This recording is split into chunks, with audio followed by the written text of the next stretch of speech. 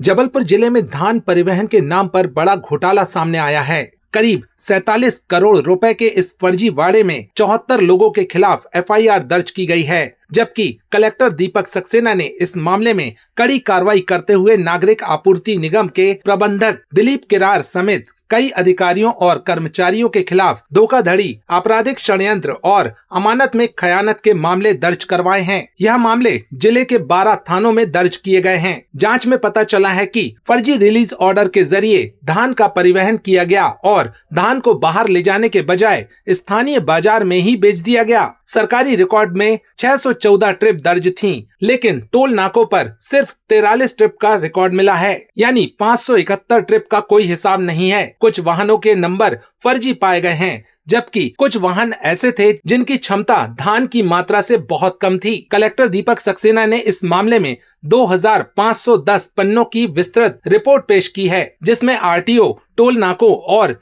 GST की जानकारी शामिल है। अपर कलेक्टर नाथुराम गौड़ की अध्यक्षता में बनी जांच समिति की रिपोर्ट के आधार पर यह कार्रवाई की गई है। शुरुआती अनुमान के अनुसार 1,31,052 क्विंटल धान गायब हुआ है, जिसकी कीमत 30 करोड़ 14,19,600 रुपए है। परिवहन खर्च जोड़ने पर घोटाले की राशि 70 से 75 करोड़ रुपए तक पहुंच सकती है।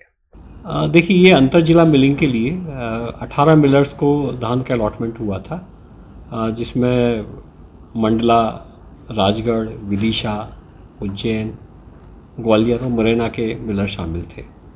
माननीय विधायक जी ने शिकायत की कि ये जो बाहर के जो मिलर्स हैं, ये धान उठा के नहीं ले जा रहे हैं और लोकल मार्केट में ही इन्होंने जो है अपने आरू बेच दिए हैं। जब ये शिकायत हुई तो इस शिकायत की जांच के लिए हमने एक जांच दल का गठन किया। एक अच्छी बात यह है कि मध्य प्रदेश शासन में बहुत सारा काम अब IT बेस्ड हो गया है, ऑनलाइन हो गया है। तो मध्य प्रदेश शासन के जो ऑनलाइन पोर्टल्स हैं, चाहे वो MP civil supplies state corporation का हो या परिवहन विभाग का हो या स्टेट GST का हो, उस पोर्टल की हमने सहायता ली और उन पोर्टल से उन व्हीकल्स के नंबर को ट्रेस किया जिन व्हीकल्स के नंबर के आधार पर इन्होंने ट्रांसपोर्टेशन करना बताया था। सबसे पहले हमने नेशनल हाईवे के जो टोल नाके हैं, जो कि ऑनलाइन है, पूरा ऑनलाइन रिकॉर्ड जिसका अवेलेबल है, उसके आधार पर हमने व्हीकल को जब ट्रेस किया तो करीब 614 ट्रिप्स लगी थी। उन 614 ट्रिप्स में से 571 का हमको कोई रिकॉर्ड नहीं मिला नेशनल हाईवे के टोल से। फिर हमको ये भी शक हुआ कि हमको वाहन की कैटेगरी के बारे में भी चेक करना चाहिए। तो हमने परिवहन विभाग के पोर्टल से फिर जब उनको जांच करवाया तो पता पड़ा कि जो 614 ट्रिप्स में व्हीकल्स यूज़ हुए हैं, उसमें 55 व्हीकल कार की श्रेणी के हैं, मतलब कार हैं, कुछ पिकअप वैन्स हैं, कुछ बस हैं, कुछ ट्रैक्टर हैं। 44 व्हीकल्स ऐसे हैं जिनके की रजिस्ट्रेशन नंबर फर्जी हैं। करीब 121 व्हीकल्स ऐसे थे जिनमें की जो कैपेसिटी थी उनकी, उस कैपेसिटी से ज़्यादा माल उस पर लोड बताया गया। मतलब उसकी कैपेसिटी 10 या 12 मेट्रिक टन की थी और उस पर जो है 30-30, 40-40 मेट्रिक टन का माल जो है उस पर लोडिंग बता दिया गया था। इसके अलावा हमने एक चीज़ और देखी, जो उन्होंने जब व्हीकल्स का ट्रांसपोर्टेशन बताया था तो फेरे उन्होंने एक ही दिन में, जैसे उज्जैन के फेरे एक दिन में उन्होंने 4-4 बता दिए। कोई भी एक व्हीकल एक दिन में उज्जैन 4 बार आके नहीं जा सकता, ये बड़ा क्लियर है। तो ऐसे फेरे की संख्या को भी जब हमने कैलकुलेट किया तो वो 86 निकले, जो कि असंभव थे। तो मोटे तौर पे इन सारी चीज़ों को करके हमने कैलकुलेशन किया और कैलकुलेशन करके फिर ये एक आकलन ये हुआ कि जितने व्हीकल्स फर्जी थे, जो NH पे नहीं थे, उनके आधार पर जो धान गई है उसमें अफरा तफरी हुई है। तो कुल मिला के करीब 30 करोड़ से ऊपर का ये घोटाला निकला है। इसमें करीब 16 करोड़ से ज़्यादा की धान की फर्जी खरीदी वो चढ़ाई गई है। इसमें जो भी लोग दोषी हैं उसमें 13 कर्मचारी सिविल सप्लाईज कॉरपोरेशन के हैं, 17 राइस मिलर हैं, 25 सोसाइटी के करीब 44 कर्मचारी हैं। कुल मिला के 74 व्यक्तियों के खिलाफ हमने 12 थानों में 12 FIR दर्ज कराई। सर, बात करें रिकवरी की, ये तो ये तक घोटाला हुआ, रिकवरी कैसे होगी इसकी? देखिए, रिकवरी बड़ी आसान है। यदि इन्होंने रिकवरी जब चावल धान जब इनको देते हैं तो एक धान के अगेंस्ट में, एक लॉट के अगेंस्ट में 11 लाख रुपए का अर्नेस्ट मनी जो है वो जमा करवाई जाती है। जो बैंक गारंटी जमा कराई जाती है, FD जमा कराई जाती है, उसको भी हमने जब्त किया था और उसकी पूरी जांच हमने की थी। उसमें 2 केवल हमको शंकास्पद मिले हैं, उस पर हमारी अलग से जांच चल रही है। बाकी सारी BG और FD जो हैं वो सही पाई है हमारी टीम ने। तो BG और FD की सहायता से यदि जो धान गड़बड़ हुई है उसकी राशि सिविल सप्लाईज कॉरपोरेशन वसूल कर लेगा। सर, ये कर्मचारियों को भी इसमें अभी निलंबित किया गया है कि ये फिर बहाल? ये कर्मचारियों को अभी निलंबित नहीं किया है, अभी उनके खिलाफ केवल FIR हुई है। राज्य शासन स्तर पर उनके MD से मेरी बात हुई है पीएस मैडम से ही मैंने बात की है और राज्य शासन स्तर से जिस पर कार्रवाई होगी। इसमें और लोग भी इन्वॉल्व हो सकते हैं? जो लोग भी इन्वॉल्व थे उनके खिलाफ कार्रवाई कर दी है। इसके अलावा अब मान लो कुछ लोग ऐसे इन्वॉल्व हैं जैसे कि इन्होंने धान वहाँ से उठाई और लोकल मार्केट में बेच दी।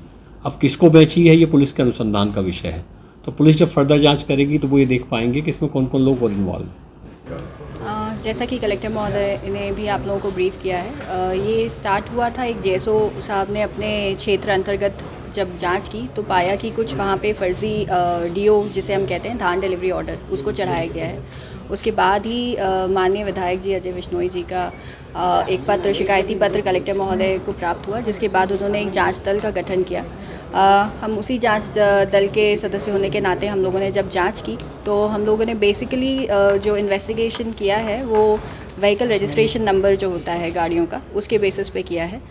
व्हीकल रजिस्ट्रेशन नंबर हमें मिला है, जो आपने सुना कि एमडी मुख्यालय भोपाल जो है वहाँ पे भी जो सेव्ड हैं नंबर्स, बेसिकली ये जो व्हीकल रजिस्ट्रेशन नंबर हैं ये उन मिलर्स के हैं जो कि धान उठा करके inter district movement of paddy कर रहे थे। ये कुल 17 मिलर्स थे जिनके द्वारा इस तरह से मूवमेंट ऑफ पैडी किया गया है। जब हमने इनको इन्वेस्टिगेट किया तो जैसा सर ने आपको बताया, सर के एक तो पूरे ही गाइडेंस में और उन्होंने हमें ये फ्रीडम दिया कि आप अलग अलग एजेंसी को रीच आउट करो और उनसे जानकारी लो। एनएच के टोल से हमने जानकारी ली। हमने स्टेट जीएसटी का एक पोर्टल होता है जिससे हम व्हीकल्स के मूवमेंट को ट्रेस कर सकते हैं। उस मूवमेंट से हमें ये पता चला कि कुछ ट्रक जो कि बताए जा रहे थे कि मंडला से उज्जैन, मंडला से जबलपुर और जबलपुर से उज्जैन तक जा रहे हैं, वो वास्तव में तमिलनाडु, चेन्नई और यहाँ चल रहे थे। महाराष्ट्र तक में भी वो ट्रक्स चल रहे थे। तीसरा जो हमने कैटेगरी इन्वेस्टिगेशन का रखा था वो ये था कि वो व्हीकल्स को हम ये भी आइडेंटिफाई कर लें कि वो वाकई जितना क्लेम किया जा रहा है मूवमेंट करने के लिए वो उतने कैपेसिटी रखते हैं या नहीं रखते हैं। तो 10 मेट्रिक टन यानी कि 100 क्विंटल की क्षमता वाली गाड़ियों में भी 400 क्विंटल तक की मात्रा का परिवहन किया जाना बताया गया है। तीसरा, एक ही ट्रक उज्जैन से जबलपुर आने में 2 या 3 बार वो बता रहे हैं कि एक ही ट्रक से मूवमेंट हो गया। सो ये सारे फैक्टर्स हम लोगों ने अपने इन्वेस्टिगेशन में लिए हैं और आंकड़े आपको सर बता ही चुके हैं कि काफ़ी बड़े वॉल्यूम का इसमें स्कैम है। लगभग कितने लोगों पे एफआईआर की गई है? और बात करें जांच की तो जांच आगे भी चलेगी कि अभी स्टॉप रहेगी? हम लोगों ने जो डायरेक्शंस पे किया था हमारी तरफ से हमारी जांच पूरी हो चुकी है। फर्दर अब जैसा सर को लगता है अगर कोई और भी एजेंसी को इन्वॉल्व करने का तो उसकी जानकारी मुझे नहीं है, लेकिन हमारी जांच जो है वो हम लोग फाइनली 19 तारीख को सबमिट कर चुके हैं। मैडम कैसे पता चला कि ये घपला हुआ है, कैसे जानकारी आई? मैंने आपको बताया कि जेएसओ ने अपने क्षेत्र में एक जब जांच किया तो उसमें इस तरह का कुछ फर्जीवाड़ा दिखाई दिया। दूसरा, फिर जब माननीय विधायक महोदय का एक चिट्ठी कलेक्टर महोदय को प्राप्त हुई तो उन्होंने कहा कि इस डायरेक्शन में हम लोग इन्वेस्टिगेट करें। तो यही 2 सोर्सेस थे। बात करें मैडम खाद्य आपूर्ति विभाग की, तो वो अधिकारी क्या कर रहे थे जब इतना बड़ा घोटाला होगा? खाद्य आपूर्ति विभाग नहीं, यहाँ पे जो है वो Madhya Pradesh state civil supplies corporation ये विभाग है जो कि प्रोक्योरमेंट खाद्य विभाग करता है, लेकिन प्रोक्योरमेंट के बाद जो पैडी का मिलिंग होती है, जो धान की मिलिंग होती है वो बेसिकली सुपरवाइज करता है एमपीएससी विभाग। और हाँ, इस विभाग की गलतियाँ थी, इसीलिए हम लोगों ने उन पर कार्रवाई करने के लिए प्रस्ताव दिया था। संजय गुप्ता जी का भी नाम आ रहा है सामने कि वो भी पूर्व में भी इनके खिलाफ जो है मामले दर्ज हो चुके हैं। नहीं, मुझे इसके बारे में जानकारी नहीं।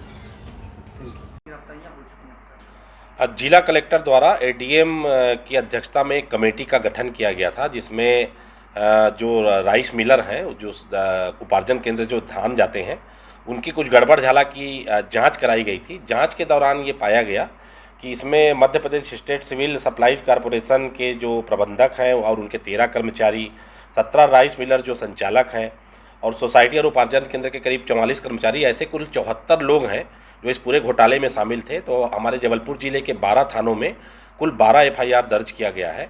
इन 74 में अभी 15 लोगों को राउंड अप कर लिया गया है, शेष लोगों के लिए टीम लगी हुई है।